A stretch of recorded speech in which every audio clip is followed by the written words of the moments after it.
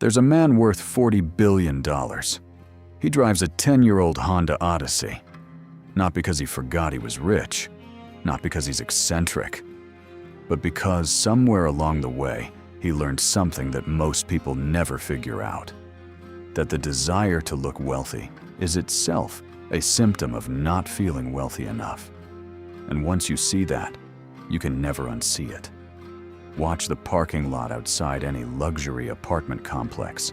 Count the Lamborghinis, the blacked-out G-Wagons, the freshly leased BMWs. Now ask yourself, who actually owns those buildings? Probably not the people driving those cars. The owner is somewhere else entirely, driving something forgettable, wearing something ordinary, completely invisible to everyone around him. That invisibility isn't accidental, it's a strategy. And understanding it will permanently change how you read status, power, and money. Let's start with the thing nobody wants to admit. Expensive cars are, for most people who buy them, a form of emotional compensation. Not transportation. Compensation. The psychology behind a 22-year-old leasing a Mercedes he can barely afford isn't ambition, it's anxiety. It's the silent fear that without visible proof of success, no one will believe in it, including himself. Status symbols exist because of insecurity. Always have. A peacock spreads its feathers not from confidence, but from biological desperation. And somewhere deep in that logic, the loudest car in the room is making the same argument. Please see me. Please believe in me. Please assume I've made it. Old money doesn't do that. Old money never needed to. There's a concept researchers call conspicuous consumption. Thorstein Veblen coined it in 1899. The idea is simple. The wealthy display expensive goods not for utility, but to signal status. But here's what Veblen didn't fully predict. The moment a signal becomes too common, the elite quietly abandon it. In the 1990s, a luxury watch meant something. A European sedan meant something. Now that every mid-level sales manager has a Rolex on financing, and every influencer drives a rented Ferrari, those signals have lost their meaning entirely. The truly wealthy understood this before anyone else did. They didn't downgrade. They opted out.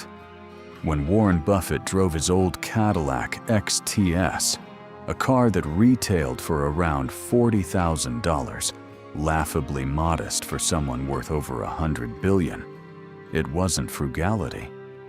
It was something more sophisticated. It was the refusal to participate in a conversation he found beneath him. The conversation that says, "Judge me by what I own." Buffett's real message wasn't, "I'm humble." It was, "I don't need your validation."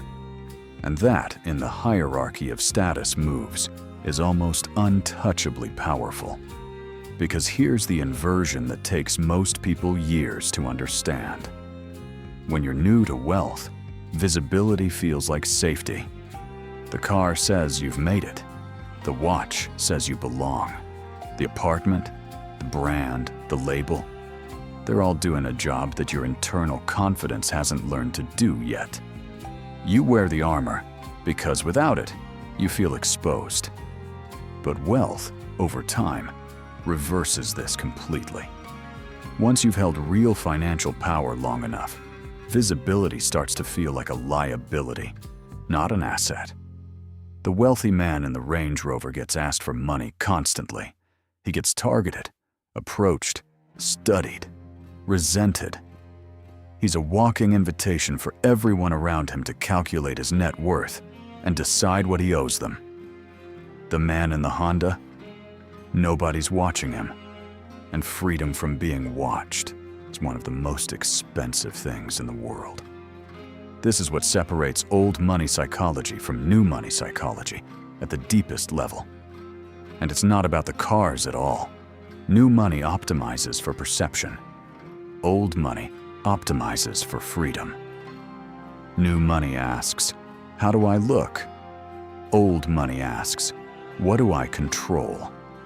One is performing for an audience. The other stopped caring about the audience decades ago. There's a reason why the ultra-wealthy in Silicon Valley pioneered what became known as stealth wealth, the deliberate avoidance of obvious luxury markers. Patagonia fleeces instead of designer jackets, hybrid vehicles instead of sports cars, anonymous co-working spaces instead of marble-lobbied towers. At first glance, it looks like anti-materialism. It's not. It's a different tier of status signaling, one that only people inside the circle can decode. The in-group signal isn't the logo anymore. It's the absence of logo. And if you can't read that signal, if you look at the unbranded jacket and see poverty instead of a $2,000 cashmere blend, then you're not in the room they're signaling to. The ultimate luxury goods don't have visible branding, because the person who can afford them doesn't need to prove it to strangers. Now add another layer to this. The wealthy are deeply aware that visible money attracts a specific kind of attention. Predatory attention. People who see a Bentley see an opportunity, a lawsuit, a business pitch, a long-lost relative. Money on display is money that invites extraction. Drive the old Volvo, and you move through the world frictionlessly. Nobody's running a calculation on you. Nobody's repositioning themselves. You get to observe the room instead of being observed by it. And for people who actually operate at high levels, who are constantly reading environments, making decisions, assessing people, that quiet invisibility isn't modest. It's strategic. It's how predators move. Quietly, without announcement. There's also something happening psychologically that goes even deeper. The billionaire who could buy anything, truly anything, has confronted a strange existential reality. Objects stop working as rewards. Once every material desire is within reach without meaningful effort, material things lose their charge entirely. The car can't deliver the dopamine hit it once did. The novelty collapses. What replaces it? Meaning, experience, anonymity, time. Things that cannot be bought with a single transaction. Things that have nothing to do with how you look to strangers in traffic. This is why a certain type of extraordinarily wealthy person doesn't just drive a modest car. They genuinely stop caring about the question. The mental real estate that used to be occupied by, what will this say about me, gets repurposed. For strategy, for relationships, for the next problem worth solving. The car becomes just a car. Possibly for the first time in their life. And this is the thing that's hardest to fake and most impossible to buy. That quality of simply not needing external confirmation. Not as a performance, not as a philosophy, just as a quiet, lived reality. The truly dangerous people in any room, the ones with real leverage, real influence, real options, usually don't announce themselves. They don't need to. Power that needs to be displayed hasn't fully arrived yet. Power that's completely settled sits quietly and watches everything. You've probably sensed this without knowing how to name it. The person in the meeting who speaks least, but changes the outcome.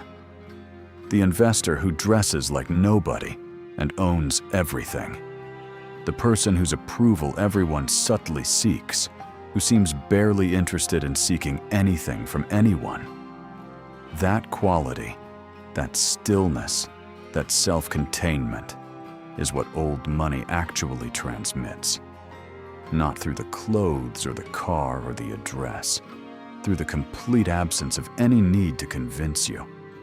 So the next time you see someone driving an unremarkable vehicle and wearing nothing worth noticing, don't assume they couldn't do better. Consider the opposite. consider that you're looking at someone who left that particular game behind. So long ago, they barely remember the rules. The car isn't a financial decision. It never was. It's the answer to a question most people spend their entire lives trying to answer with objects. The question is, am I enough without the proof? The old car says yes. The truly wealthy don't dress for the room they're in. They stopped dressing for rooms entirely. The ultimate status move isn't owning something rare. It's reaching the point where you no longer need anyone to know what you own. That's not humility. That's the finish line.